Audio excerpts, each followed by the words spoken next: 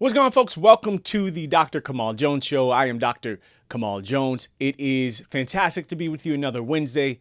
Today, we're going to be talking about Anthony Fauci, Senator Rand Paul, and the senator's decision to subpoena Anthony Fauci for a congressional hearing, which took place today and was full of sparks. And just my thoughts on this whole situation. First, if you have not already, make sure you're subscribed to the YouTube channel. Make sure you're following us on all platforms for podcasts. Make sure that you are locked in and engaged because we got good stuff coming every single Wednesday.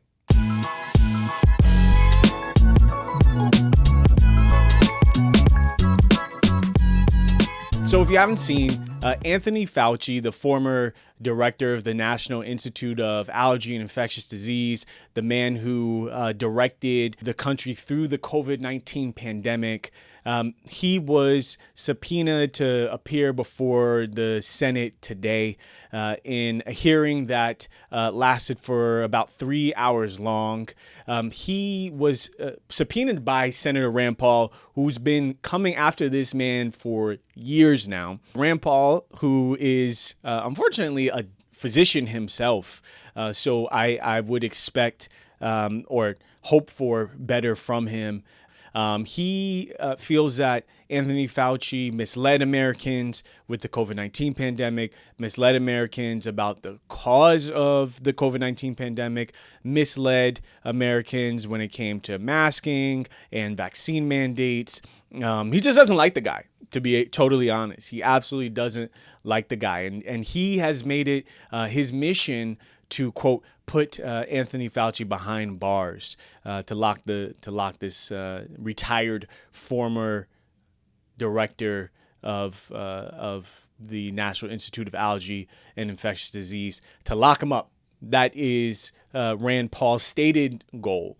And so he subpoenaed him to appear before Congress today so that he could lead a flurry of questions and to push Anthony Fauci to stand up in front of this committee. I think it's important to also say that Rand Paul had a really specific goal, which was to try to embarrass Fauci in some form or fashion. We know that because he actually just the other day released Anthony Fauci's diary entries where he talked about his feelings about COVID and what it was like getting a lot of sort of national and international attention and sort of navigating his own personal thoughts and feelings related to the pandemic. Rand Paul released that diary to the masses to be consumed. The hearing was kind of wild because Fauci basically made a decision with his lawyers that he wasn't going to answer a single question.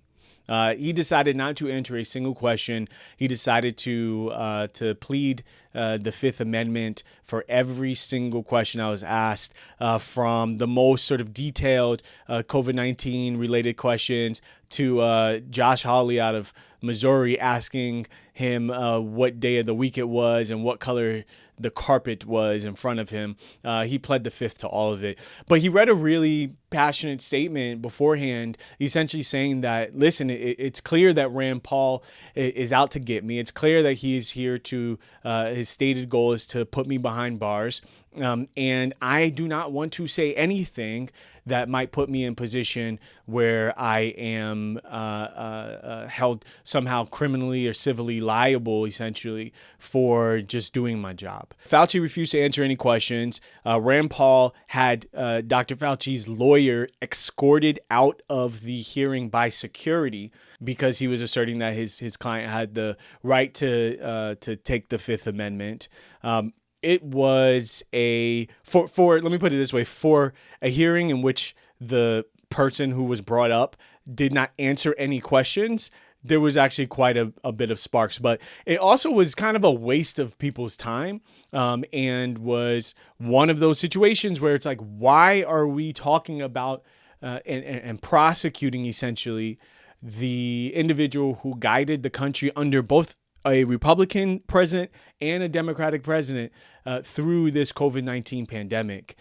Instead of focusing on issues like affordability, instead of focusing on issues like the cost of gas, the war with Iran, instead of using congressional authority to improve our air and our water quality, or to make life better for folks, or to, dare I say, bring about a more fair and just healthcare system, you want to relitigate the COVID-19 pandemic and to essentially try to prosecute a retired former director who navigated the country through a once-in-a-century global pandemic. Like, who is here? Who's the big like anti-Fauci caucus who's been like demanding now 6 years since the COVID pandemic started for us here in the U.S.?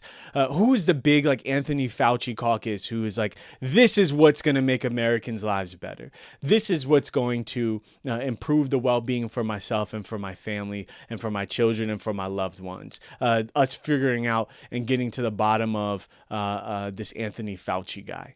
Crazy. My issue with this as well is these are the types of behaviors from Rand Paul that keep the best and brightest minds from wanting to engage in public service in the first place.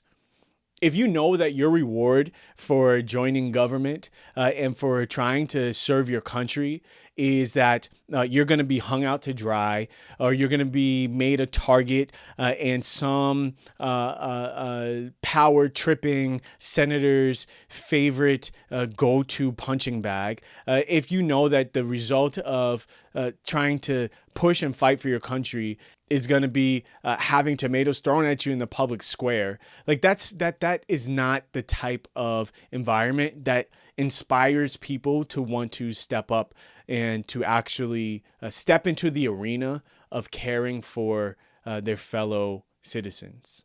We shouldn't dismiss learning and improving our public healthcare system following the COVID pandemic by any means. Like, if there's an opportunity to investigate what took place, figure out how we can avoid these sort of situations in the future as far as these global pandemics occurring, of course that is something that has value. But to try to Monday morning quarterback every single decision that was being made in real time with limited evidence about a virus that was new in its functioning is something that creates an environment where why even step into the fray, right? Why even step up to try to take care of our country in times of crisis if you're going to be beaten up for saving lives? The COVID vaccine saved millions of lives around the world. It just did. It's a fact. Our precautions around COVID, which are obviously changing as we went along, with cloth masking to full masking to social distance, understanding more about its airborne qualities. Our precautions changed over time as our information changed over time. And so how are you taking our scientists and forcing them to an account based on information that we have now 6 or almost 7 years into the COVID-19 virus, and holding them to a standard based on information that we've learned in the time since this virus first appeared? It doesn't make any sense, right? And mind you, these are the same folks who are simping for the president of the United States in Donald Trump, who apparently could do no wrong, and refuse to hold him to any sort of account with mistakes or with pure negligence that had taken place at points throughout the pandemic. Folks sit on their chairs and look down on people who stepped up, on people who had the background and the skill set and the desire to save lives. And you look down on them 6 years later and decide that they just weren't good enough. Now that the pandemic's over, now that millions of people have been saved, now that we have gotten to the other side of this thing, now let's decide that the people who sacrificed so much deserve to be tossed into the trash heap.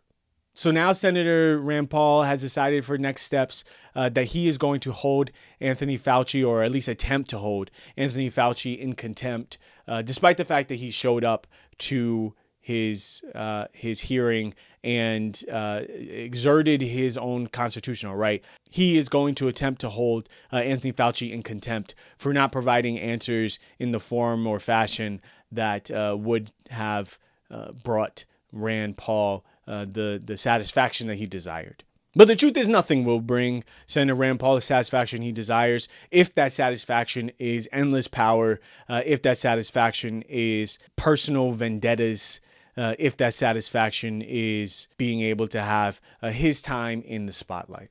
Okay, I always try to think about what are ways that we can mitigate around these types of situations. One of the things is that you should call Senator Rand Paul's office and let him know that this is not how we should be treating national heroes, frankly, who step up in times of crisis to lead. We don't repay our public servants by endlessly trying to put them in prison. Like, what kind of country is that? What kind of country do we want to be? Do we want to be a country where our response to folks who step up in times of crisis is to years later put them in prison?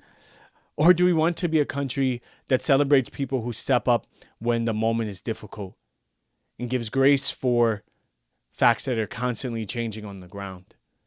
That holds ourselves to account and constantly looks to do better, but isn't trying to beat people into submission because you don't like them or because you have the power to do so.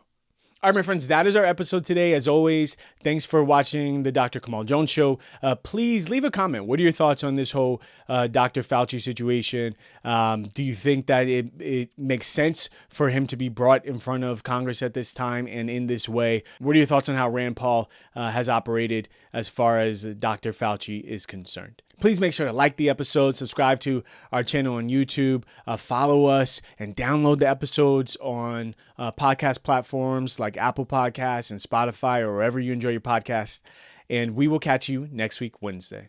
Until next time, I'm Dr. Kamal Jones, and this is the Dr. Kamal Jones Show.